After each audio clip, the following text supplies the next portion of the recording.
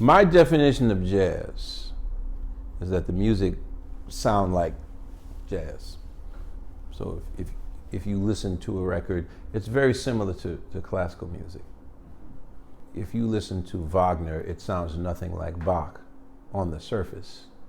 But if you really listen to Bach, you can hear the Bach in Wagner. And that's how I think any kind of music that's considered an art music should be like that. Like, you should be able to hear the influences of the people who came before you in the music. Jazz did not invent improvisation, so it is one of those myths that needs to go away. French Baroque music in the 17th century was improvised music. All the piano player with the harpsichord had was a melody in the top line and a bass line on the bottom, basso continuo, and everything in between was improvised. And the people who were the better improvisers got the most work. That is not, the jazz inventions are the consistent use of the flatted third and the flatted seventh in the melody, not in the harmony, but in the melody, and the swing beat. And you have a lot of bands that are being trumpeted as jazz bands, and they don't do either one of those things. So in my mind, no, it's not jazz. But at the end of the day, considering what jazz is and how unpopular it is, I'm confused why all these people want to fight to say that that's what they do. It makes no sense, but more power to them. If I was the king for a day, I wouldn't change anything. If it really makes them feel better to say they're playing jazz, great, it's jazz too, okay. The swing beat is not the pulse of 2 and 4. The swing beat is not a ride cymbal going ting, ting, ting, ting, ting, ting. The swing beat and what makes music swing is the space between the notes. In classical music, the space is narrower and to a certain ear, more precise. The swing beat is much wider. The space between the notes is much wider. And when I say much, we're talking about the smallest possible micro, whatever you want to call them, of beat. It's almost, it doesn't even register to the human ear, to the normal person's ear, but it registers in how they feel the beat. And the reason I stumbled on that is because I've started last year listening to a lot of early music. So I was listening to Louis Armstrong's Hot 5 and Hot 7. I was listening to McKinney's Cotton Pickers, which is an incredible band.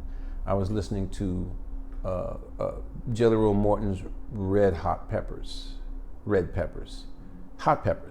Roll Morton's Hot Peppers, that's it. And what all those musics have in common, and also Benny Moulton's band. And what all those bands have in common is that the pulse of the music is on 1 and 3, not on 2 and 4. Tuba bands, the pulse will always be 1 and 3, but it still swings. So when I heard that, I said, well, clearly 2 and 4 has no bearing on this conversation. And the more I listened to it, I realized that on 1 and 3, the beat is so wide that that's where the funk, the groove comes from. Now it's boom, boom, bop, chicka, chicka, doom, bop, chicka. Back then it's boom, boom, boom, boom. That's the backbeat, but it's implied because nobody's playing it. Like the next advance in jazz was when the drummer would use the hi-hat to play the backbeat because the snare drum hadn't been invented yet. The snare drum was coming. Baby Dodds hadn't, New Orleans boy, Baby Dodds hadn't put the drum set together yet.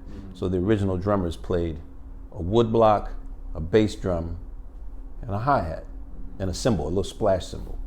And Don Redman did a song with Louis Armstrong called Tight Like This. And that's I think 29. And that was the first time that I'd even heard a song where the bass drum was on all fours, the whole song. It's like boom, boom, doom, doom, doom, doom. And it was unbelievable. I mean, it really picks it up. And but that was the first recording I had heard where the drummer wasn't doing anything other than just shh, shh, shh, shh. And the whole band would play and the drummer wouldn't play anything.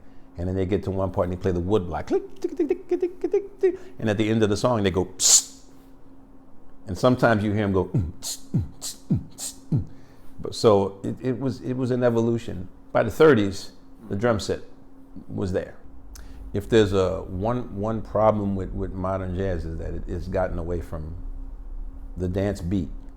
And if you even say the dance beat now, they think it's a backbeat, and it's not. It's about the pulse. The pulse. When you listen to Jelly Roll Morton play piano by himself, the pulse alone makes you want to get up and dance. Keith Jarrett, I love, and that pulse is not there. But he is such a thorough scholar. He knows jazz. Like, he does these interviews and he talks about Bach and he talks about classical music, and I owe all of this to classical music. Well, he also knows jazz very, very well. He has an encyclopedia in his head that he doesn't like to talk about for whatever the reason is that he doesn't like to talk about it. You don't get to sound like that without it. The one thing that I try to make my students understand is anytime I listen to music, the first question I ask is, why don't I like this? What's wrong with this? Because it's hard to be a good musician if you're a fan of music.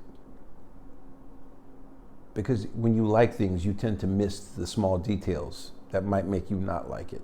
When you learn how to play jazz, and you learn how to play jazz harmonically, which is all about scales and patterns, then you really don't know what to do for an hour and a half. I mean, you can't play scales for an hour and a half. You kind of know it's not working because these people are smart people. We're not talking about dummies. We're talking about really smart people. Even when I heard Sonny Rollins' solo record, after about 20 minutes, it's just like, it can't be that random. There has to be some structure or it won't work. And I wound up going back to something that I've been talking about for a while now, songs with melodies. And if the song has a great melody, it can sustain the audience's attention. A lot of people that talk about what is now the project, they talk about the mixture of classical music and jazz. I don't even think about that. Melodies. It's almost all of it is melodies. So if you play the first movement of the concerto, the Carl Philipp Emanuel Bach concerto for oboe solo, it's a beautiful melody. And if you play Hoagy Carmichael's Stardust just behind that, it is again a beautiful melody. I used to listen to this Miles Davis record, Someday My Prince Will Come. Second song is Old Folks. And I had listened to that record when I was in high school, playing in R&B bands and not even thinking about playing jazz. I would listen to that record. And I moved to New York and I'd listen, and I would listen, and I would listen. I would listen to it all. I listened to music perpetually. And my ears started to improve because I was listening. The way I don't listen, I listen differently than a lot of musicians. A lot of musicians listen for things. For instance, what you often hear a saxophone player say, or a trumpet player say, well, I'll listen to a solo and I'll find the thing that I like and I'll take it out of the solo and then play it in all 12 keys. That's not the reason you listen to a solo. I used to listen to learn how musicians react to one another in a true improvised environment. I used to listen for the sound. Is it a happy sound? Is it a sad sound? Can they change it? Can they just create happiness? Charlie Parker could definitely do all of that. Miles too. So one day when I'm listening with headphones, right before he goes to the bridge and the very melody at the beginning, Miles leans in the chair and you hear the chair go, and I jumped when I heard it because it was the first time that I ever heard it. I went, what the? And this is pre-CD. So you put it back on that LP. Yep, it's there. And at that moment, what I realized how like records are magic. Recordings are magic because we put these records on and this information comes at you and you accept the information with no thoughts of anything. Like, what do you think about when you hear music most times? About the music? Nothing. And when you hear the chair creak, it suspends the disbelief. Suddenly you see there's a human being that was sitting in a chair in front of a microphone, something I'd never thought of. I'd never actually thought of Miles. Like most people, when they listen to music, even if it's pop music, do they visualize their favorite singer standing in front of a microphone? No, they don't. No one does. And then that happens. And then you go, man, wait a minute. They were in the room. Wow. And that's when I said, yeah, we're just going to let it happen. And we'll roll the tape. And if something's on, we'll leave it on. Because it makes it real at that moment. Makes it real. And if it's, yeah. There's one that, the one on Blue Velvet on the new record, I know that I'm not supposed to talk until about 15 seconds after you finish. But we had never played the song before. And Kurt had explained it to us how he wanted the song to be. He said, so how are we going to play this song? Because it was his idea to play it. I said, I'd write it out. And I wrote it out and said, how are we going to play it? He said, well, let's pretend we're all dead. I said, well, if we're dead, we can't play it. He goes, right.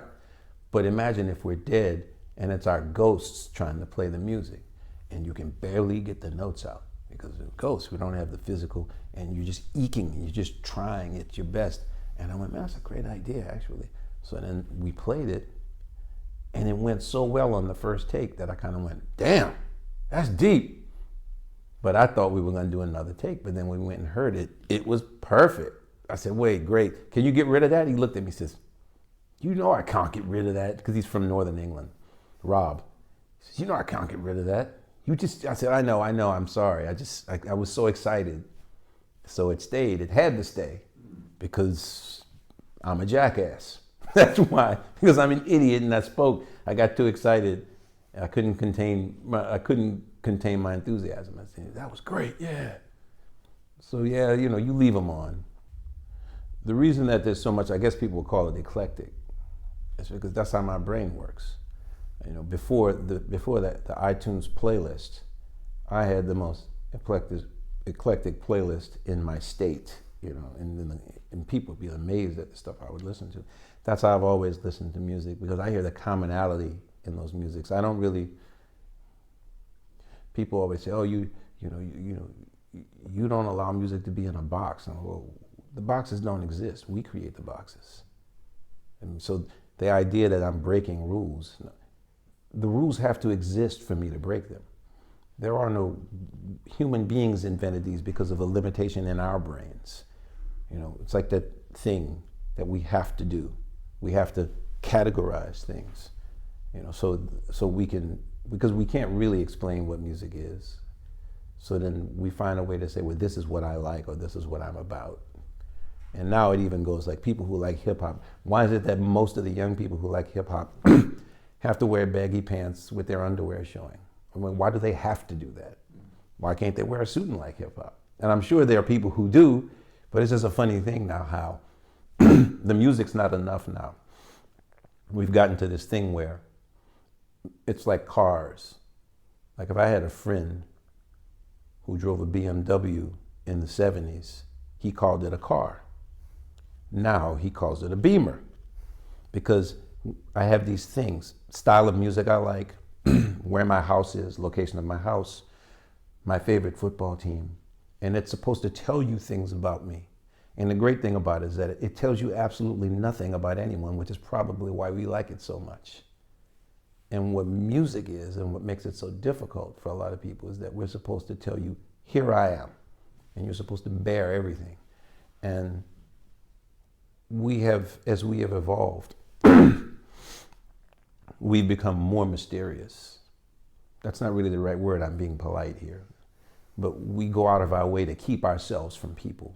I don't know, fear of being hurt, I don't know. But artists have always been the ones out on that edge, and that's where we go. And we have this joke, I say it about gratuitous saxophone soloing, when a guy plays something that has nothing to do with the song. And the joke is, why does a dog lick his balls? And the answer is, because he can. So why do we play all of these songs?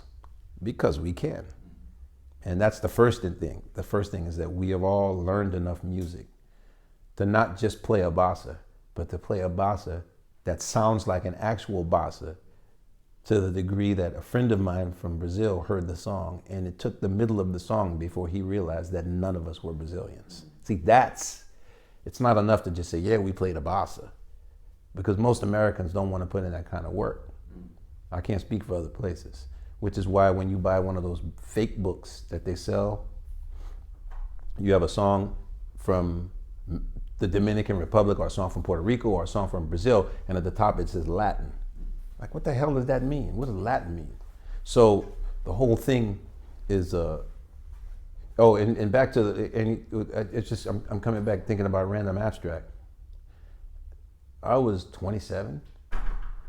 There was no overarching logic to it at all, other than the fact that it was clear to me that I had a record contract and I wasn't very good.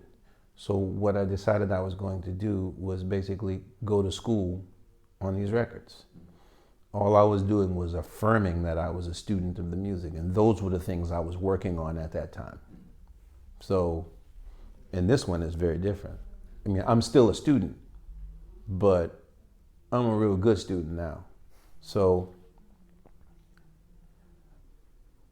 I don't buy, like, I had this one record called, not long ago, called 4 MFs Playing Tunes. And the reason that the song was called that was because a jazz writer came to the session and said, well, what's the concept of this record? And I said, well, there is no concept. And he was like, what do you mean there's no concept? I said, y'all always use that word. It's like,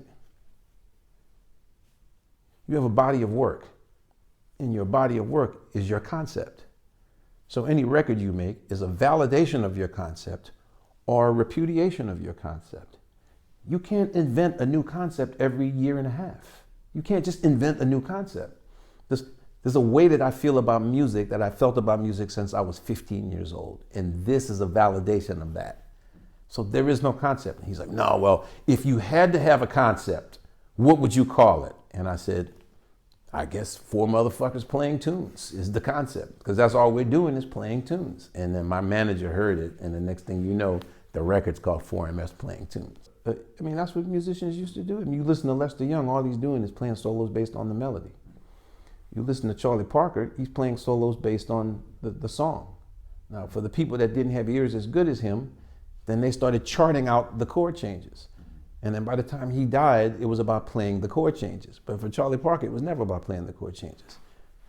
It's like this little simple thing. If you go to jazz school, anywhere in the world, they give you a sequence of things that you can learn how to play on 2-5-1 chord progressions, they call them. 2-5-1s. Charlie Parker never played 2. He only played 5. So as soon as I hear a 2-5-1, I say, they don't listen to jazz. Past, Coltrane and up. Coltrane is the first guy to really play 2-5-1s. They play 5. And when you play 5 instead of playing 2-5, it sounds less mechanical and less clinical. So I don't play 2s. So, and I never had a vocabulary of 2-5-1, so it's all based on sound for me.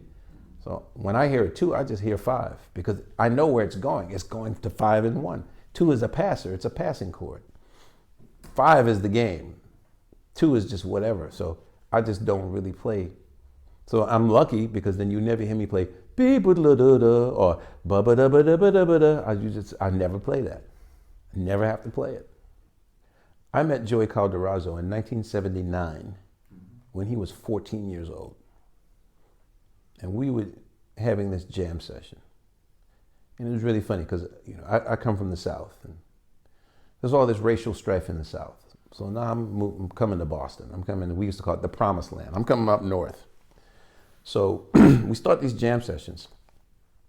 It's a bunch of black guys that I just met. And all the white guys were scared to come into the room, because there were all these black guys in the room. And I used to look and say, man, in New Orleans, they'd be 5 white guys in here. You know what I mean? In the place where it's supposed to be so bad. So I always thought that was funny. So Joey hears us playing, and he's a little tiny guy. And the doors have a little window. And you can see this head coming up and down in the window from where I was standing. I'm like, who the hell is that? So the song was over, and there's a knock on the door, frantic knock on the door. He opened the door, and he's looking up saying, can I come play with you guys? Yeah, man, come on in. He's like, hey guys, I'm Joey. I'm Gene's brother. His brother's Gene Calderazzo. He lives in London. He's a drummer. I knew Gene. And everybody said, well, what do you want to play, man? He goes, let's play Moment's Notice. And everybody starts laughing because Moment's Notice is a very difficult song to play.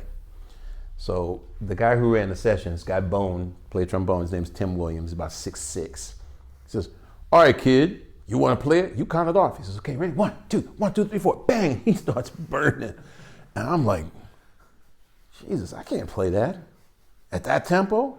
And he's looking around, smiling. It's like watching the Mozart character in the Amadeus film. He's looking around.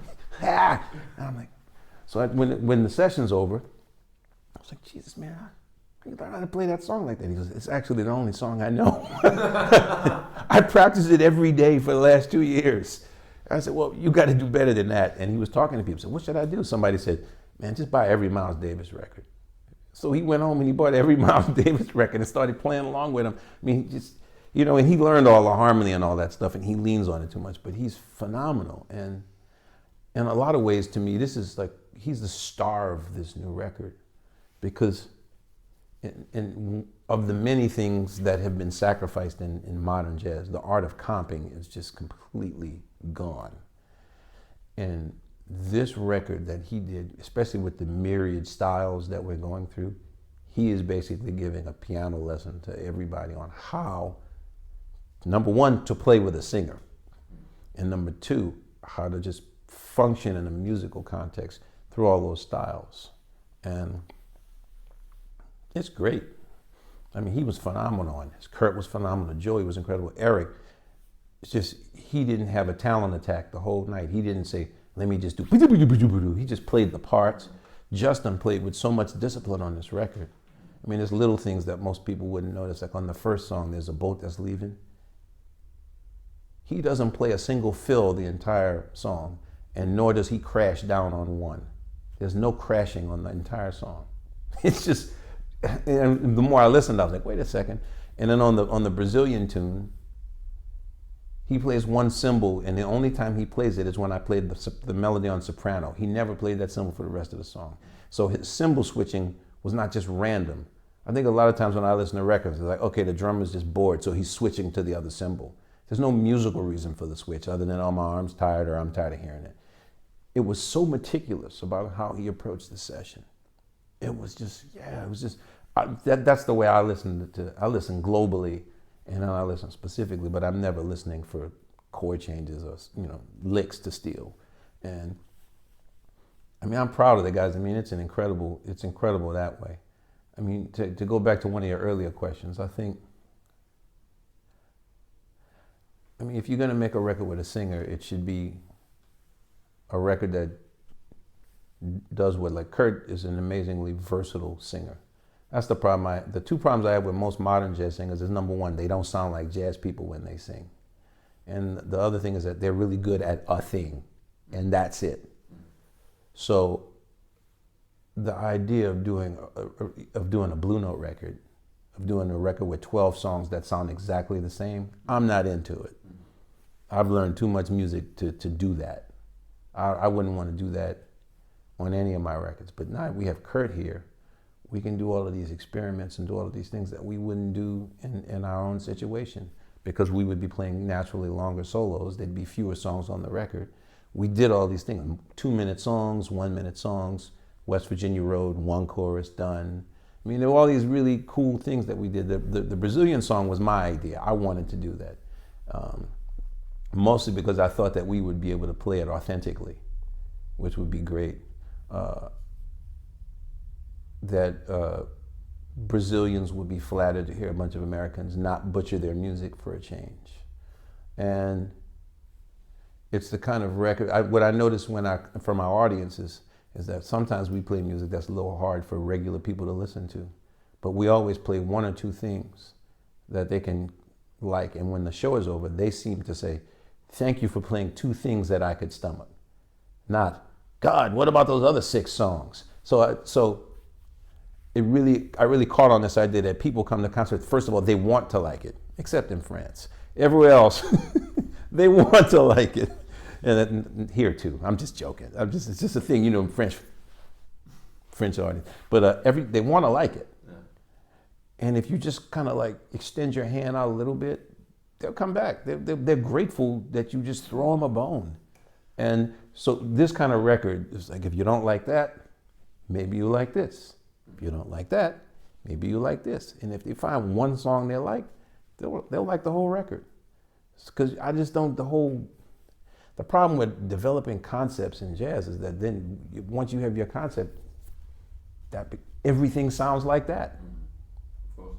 And so that's why I avoided that. I avoided the whole concept thing because I didn't want to make records that always sound like each other. There wasn't a directive from me to the band saying, all right, man, look, we got to use less notes. But the one thing that we've been talking about for years in the band is that if we're going to play a song, let's play the song. Let's play the song. Let's not take the song, turn it into a vehicle for our own egotistical machinations. Like, let's play the song. And there's all kind of shit we can do in the song and still play the song. So when a singer's involved, I mean, if you have musical instincts, the musical instinct kicks in. The musical instinct kicks in, and you say, well, I have to play this, I have to play that, I have to support the singer, and I have to get to the point, and I have to get out. And I didn't have to tell them. Because when you hear the song and how the song takes shape, it's clear what you have to do. Now, if you ignore that, then you're not paying attention. And I've been in situations where musicians who are considered great musicians just are so disconnected from the reality of the situation that they just don't notice things. And that's how I know who I want to hire or who I don't want to hire. I'm not really interested in a person who knows the tactics. Like a football manager. It's not enough to just know the tactics. You have to feel the game. You have to know, and sometimes it's a hunch. I got to get that guy and put this guy in. And with a lot of modern musicians, they don't play hunches. All they play is data. It's all about data. And with these guys, we didn't have that discussion. It just happened because we were playing the song. We played no more notes than were required. And when we go back to our quartet, there'll be way more notes than other people will want, but that's life. I mean, this isn't a formula. This is a thing that happened. This is when it goes wrong, when you say, wow, this happened, this is great, people like it, let's make another one. That's when you're dead. You can't go into a record trying to duplicate. That's lightning in a bottle. Okay, we caught it, great, now. Let's get back out there and do what we do. So when we do our next quartet record, it's gonna be us doing a quartet record. We are not gonna try to duplicate that. That's done. That's done. I mean, Joe Henderson did this record where he did straight horn songs. Yeah. Great record. And what happened? The next record, they tried to do it again. The music of Miles, bombed. Then they tried it again. Was it the music of Gil? I don't remember. There was a third one, and it bombed. It bombed because the first one was just a natural musical instinct. I always wanted to do this. I want to do this thing. Great. Then you don't say, well, it was great. Let's do that again. No, can't do that again. It never works a second time.